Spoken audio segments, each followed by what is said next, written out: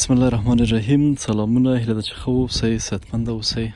بیا هم راغلي د دغې خور خواته. فکر کوم زموږ دریم ځل دی چې راځو که نه، یا څلورم به وي دغسې شاوخوا. خورکۍ سال دی، صحت دې ښه دی؟ لاس دې ولې مورې؟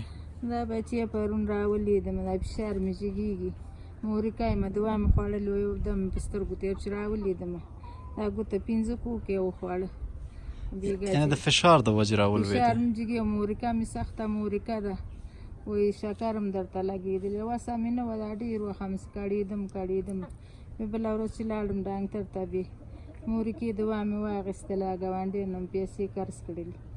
چې جګه شوم سر راباندې وګرځېده، د هغه پاس برنډې د فشار ډاکټر ته تللی وې که د مورکې؟ د مورکې ته هم تلم، د فشار دوا یې راکړې. مورکې په 300 روپیو پاکټ ګولۍ د فشار راکړې، فشار دې خطرې دي.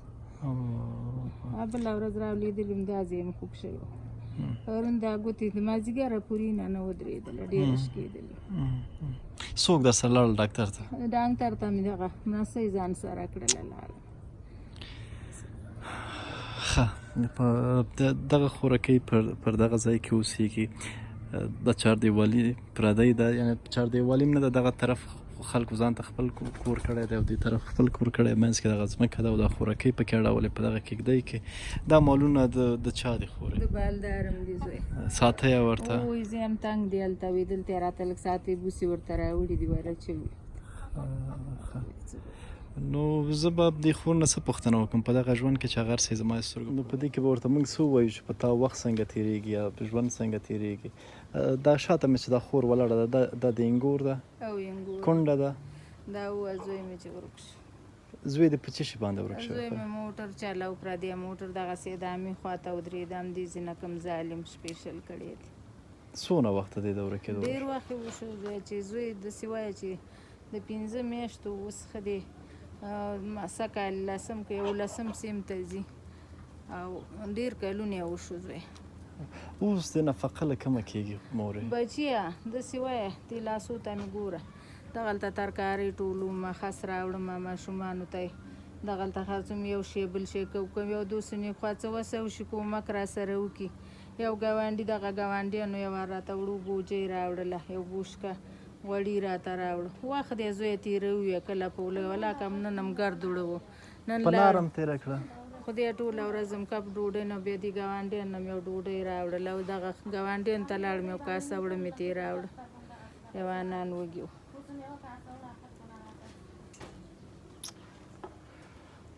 په کله چې د مورې زوی و ژوند ښه و؟ بچیه و زوی مې چې و هغه وخت خو دومره ښه و چې دستي خو ماتېلو مالګه کېدله، یو کار مار به یې کوه رابوړو، بېګا ته خو به مې ګزاره پې کېدله. او چې زوی م لاړو نو اعتمان هم راپات شو، خپل هم دغسې نیمرۍ صورت مې دی، بیا نو ډېر مشکل سره مخ شو زوی.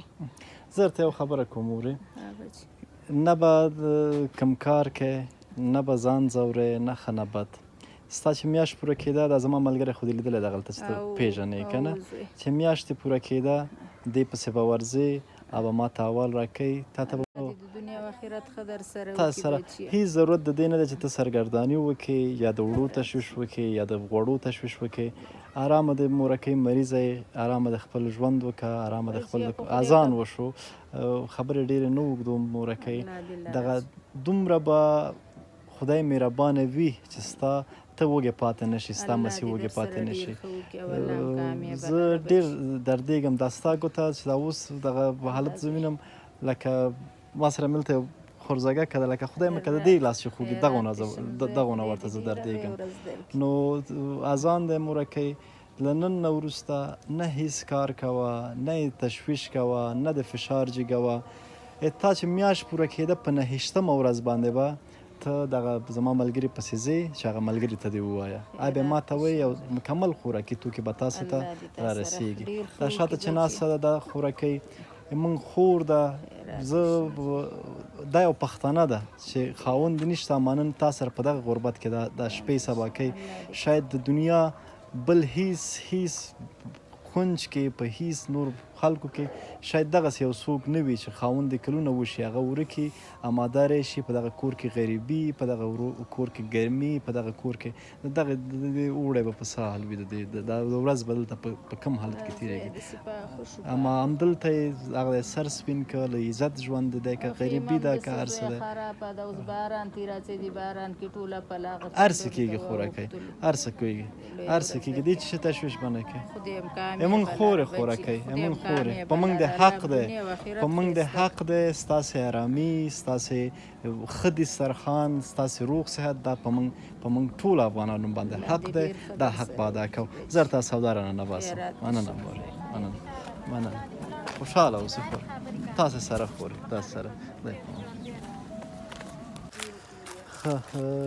دغه اندازه خوراکي مواد دي چې تر ګوړې پورې تر هغه پورې هر څه برابر دي د هغه مورې چې ما مې د ملګري سره خبره وکړه چې 9 ورځ کېږي ته به دې ته حوال ولېږې دا به ما ته وایي په 10 به خوراکۍ تاسو ته هغه رارسېږي دغه مرسته د یاسر په نوم ملګري دي په مسکو کې دي هغوی ته رالېږلې هر 9 باندې چې ستاسې سودا خلاصېدله دغه هلک ته به ووایي دا به ما ته حوال راشي خدای دې لویه ورځ درکړي خدای دې تاسو سره تاسو موږ سره ښه کړو تاسو سره دې پاک پروردګار خوشحاله اوسئ هېڅ تشویش مه کوه مورش بیا د فشار جګېږي صحیح دی تشویش به نه کوې دغه سودا تا ته هر میاشت نور رارسېږي خوشحاله اوسئ ښه وخت مورکۍ تاسې سره مورې خدای په امان مننه خوشحاله اوسئ مننه تاسې سره